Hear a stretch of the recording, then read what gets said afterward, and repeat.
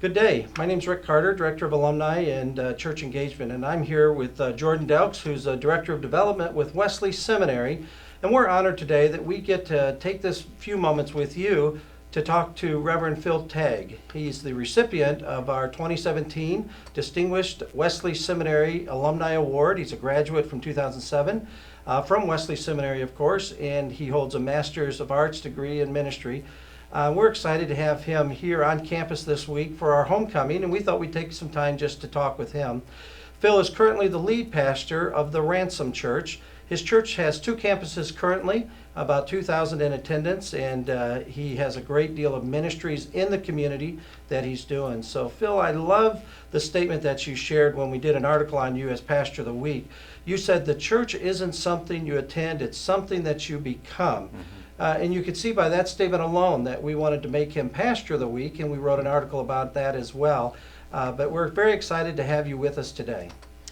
Excited to be here. Yeah, I was, as we were having a conversation about that statement earlier, I told Rick, this whole planning of a church has been such a journey, and my wife and I really wrestled. Why plant a church? Why not go to an established church? Why something new? It seemed like everybody was planning a church because it was like the thing to do. And so we were just wrestling with, Lord, why? And my wife and I took a weekend to pray about kind of that vision, that heartbeat of our church. And I said, you pray and I'll pray, and we'll come back together at the end of it and just kind of compare notes. And as I spent time in Scripture, spent time in prayer, the Lord just kept bringing back a phrase to my mind. And it became the vision of our church, setting captives free. I didn't fully at that time know what all was in that statement. I just knew, number one, it was from the Lord, and number two, it was going to be better than what my wife had. And so I was excited to get back at the end of the weekend and go, you go first, babe. That was cute, but here's what the Lord really wants us to do. And we came back together, and I said, you go first. And she said, the Lord just gave me one phrase. Setting captives free. I don't know what that means. And I said, you got to be kidding me, And so we began to pray and wrestle about what that meant. And really what it came down to is where that statement came from, that church is not something you attend, it's something you become. And setting captives free is more than a salvation. It's more than a checkbox. It's a journey of holiness and hope. And we really wanted to be involved in people's, because people are held captive by so many things. We want to be involved in people's life on a deeper level and help them become the body of Christ. That's excellent. That's great. Phill, thanks for sharing that. Yeah. We heard a little bit about Stephanie, your wife. Tell us more about your family and just what they mean to you and how they support you in the ministry you're joining Christ in together. Steph and I met in college. We were friends for a long time, longer than she probably would have planned. She knew long before I did, as I mentioned, because she was listening to the Lord long before I was. But it just, this perfect partner in ministry, and Lord made it clear. And we were married. My dad asked me to wait until after graduation to get married, and so we were married the day after graduation because I wasn't waiting any longer than that. Followed the rules. Yeah, and we've been married 16 and a half years, and more in love than ever. We have 3 children. We have a 14-year-old daughter named Trinity. We have a 12, soon to be 13-year-old son named Truett. And we had 2 kids, and we're done, and we're laughing at all our friends who were having kids late and suckers, And then the Lord laid on our hearts the desire to adopt, and I'm an adopted kid, and so I never thought I'd be on the other side of adoption, and we adopted Tucker at 7 weeks old, and he is going to be 3 on October 19th. Neat. That's great. Neat. Well, I was curious to know a little bit about how you're demonstrating your commitment to Christ through your family and through your ministry, and maybe even some of the ministries that you're currently involved with as a local community. That's a great question. And demonstrating my commitment to Christ through my family means that I've got to figure out how to lead this growing church without blowing up my family.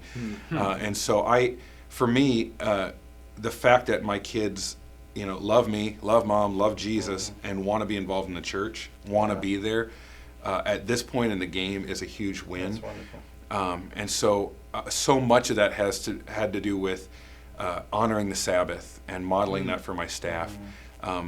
taking time to be at their events, and a lot of people say, well, you're busy, you don't have time. You do have time, because this is Ransom may last. This is seasonal. This time with my kids is seasonal. So just committing to family, and that models to my congregation, what a family's supposed to look like, because they see the mounting pressure of the church, and they're like, well, how are you navigating that? And the answer is, I'm making a choice. Right. As far as bigger leadership philosophy, we want to be that church that if we're gone, the city knows, and there's a hole. Sometimes we've done that really well. Sometimes we haven't. We've done it less well, but we have been very strategic to build a reputation in the community that we wanted, which is this is a church that serves. Before we opened our doors, we didn't advertise a new church is coming. We served before we were even a church. Wow. And when they asked who was serving, we said, the Ransom Church, we start soon. And they just couldn't believe we were serving before our doors were open. And we just wanted that foundation laid right off the bat. And as ministry has grown, it's been really interesting. I've wrestled with, so I got my master's in leadership, right? And I was realizing I need to be a better leader, but I've always wrestled with this tension between everything in leadership is up and to the right, and everything in ministry, or in, like, how do you reconcile John Maxwell's 5 Levels of Leadership, which is a book I love, with Henry Nouwen's Selfless Way of Christ? And it seems like there's a tension there, and I wasn't getting good answers. I wasn't wrestling, and what I realized at this point in the game is that I was trying to solve a problem instead of manage a tension. And there is a tension in biblical leadership between needing to lead well and be the best I could be, and needing to keep my walk with Christ front and center and foremost. And there's seasons where I don't make a leadership choice because Christ did call me to serve and to lay myself down. And so there's a tension there that I have to manage, which is why I'm really glad I got the degree I did here, because as I've said before, that master's kind of blurred that line that I was drawing in my head between this is what a godly person is and this is what a leader is, to this is what a godly leader looks like. And so the master's kind of a first step in a journey towards discovering how to manage that tension well. Excellent. Now, Jordan, you've been involved with leading at the seminary level with development, and you've met with many pastors. You probably heard some terrific stories on how the Wesley Seminary has made a difference in the lives of people. So I think we're interested in knowing, Phill, a little bit about favorite classes, favorite professors that you've had. So I was part of the early online program, even before Wesley Seminary became Wesley Seminary, and we put 2 and 2 together this morning, and I realized that John Bray and I were actually in the same cohort, which dates me a little, I'm sure. But my favorite 2 professors at the time, and I just didn't know what to expect in the online environment, what the interaction was going to be like. So the 2 professors that stuck out to me were 2 guys who couldn't be more different. It was Bob Weitzel and Dr. Chris Bounds. These guys could not be more different, and there was something that drove me crazy about both of them, and there's something I loved about both of them. And the thing I loved is what makes all of us love them, and the thing that drove me crazy was what it challenged in me.